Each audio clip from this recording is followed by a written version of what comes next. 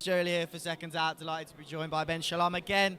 Big day for Boxer, big day for Sky Sports, the signing of Ben Whittaker. It's out there now. How happy are you with it?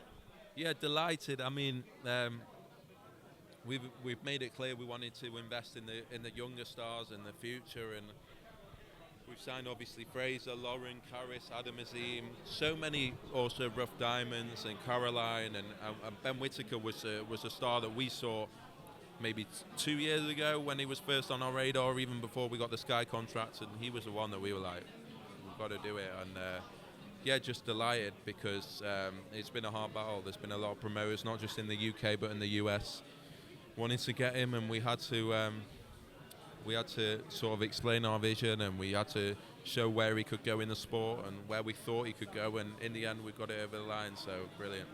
How easy or hard was it? What were the hurdles along the way? Look, we're a new promoter, so obviously with Frank Warrens and the Eddie Hearns, they've been around 20, 30 years. They can show you roadmaps. We've been around a year. We've had to try and prove we can do box office events, we can do big events, we can do consistent schedules. And so I think that's what's took Ben so long. I think he wanted to sign with us, but he wanted to see what we could do, and it's taken a long time, and he's a very smart guy, and in the end I think this was the most attractive option, and with Sugar as well, and the whole thing, it just came together.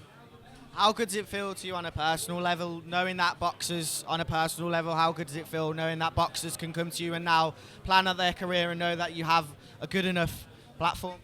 Yeah, it's very difficult at the start when you don't have the stable. Like if you told me October the 2nd, which was our first show with Sky, that we'd now have, 4 out of the 6 medalists from Tokyo, that we now have signed up the roster that we have, I wouldn't have believed you. So it felt like this was the final piece of the jigsaw. We do have a couple more signings that will be announced in the next week or two, but this felt very important, and now we can actually focus on building the stars.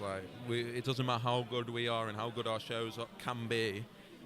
If we don't have the stars that can go all the way, then it's useless. And so we'd rather focus on the long term. We have to make decisions sometimes as to what shows we want to put on each month, or whether we want to think 3-4 years ahead, and that's what we're doing here, and we feel like we've got the best talent in the country now. Yeah, now you say you're announcing some new stars in the coming days or week or whatnot. That's not going to be Kell Brooks. Obviously, people would have thought so a month or even less ago. He's announced his retirement. What did you make of that? Were you surprised when he told you? I wasn't surprised because I spoke to him this week.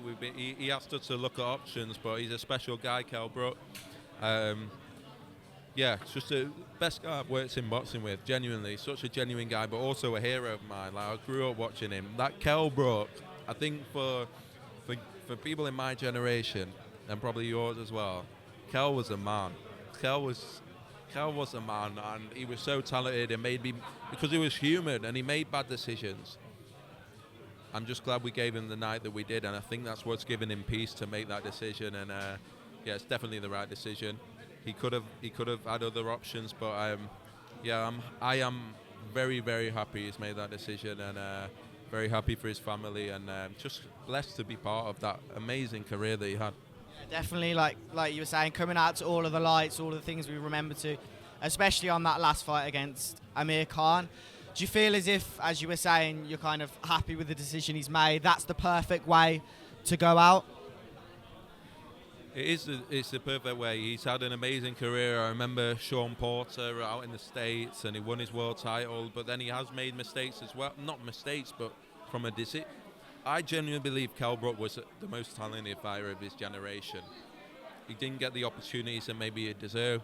He went and fought Golovkin up at 160, then fought Errol Spence, and then came back down, and I think it was sometimes difficult career, and he had Amir sort of lurking in the shadows, and that was always a thing for him. And yeah, for him to have that night at Manchester Arena after everything that's gone on, and Amir Khan's achieved amazing things as well, I think it was a perfect ending. And yeah, it's like happy and I'm sad. I'm happy because I know he's made the right decision. I'm sad because I'll never get to see him again, And on the Chris Eubank Jr. fight, now that it's not going to happen, how close were we?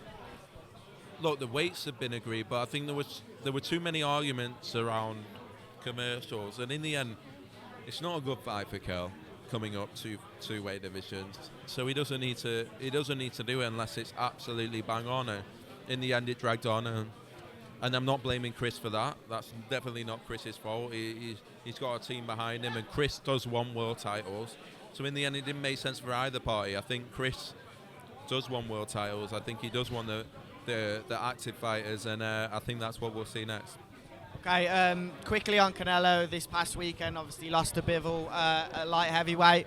What do you think Canelo should do next, and what did you make of the fight? I think anyone that criticises Canelo for going up to light heavyweight is an absolute idiot, because that's what we want to see in boxing. We talk about boxing so much and people protecting the records and having to watch almost exhibition events, right? And we've had a guy there in Canelo who could have fought anyone, and he's deciding to test himself. That's what we want to see in boxing. We want to see new stuff. We want to see people putting it all on the line. That's what we encourage.